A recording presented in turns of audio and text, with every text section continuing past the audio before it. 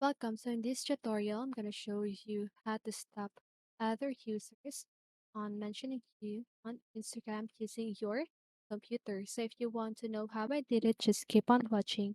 So first of all, you want to open your browser and search for Instagram.com and log in your account. So now just go ahead and click on these three little lines on the lower left corner of your screen and click on settings.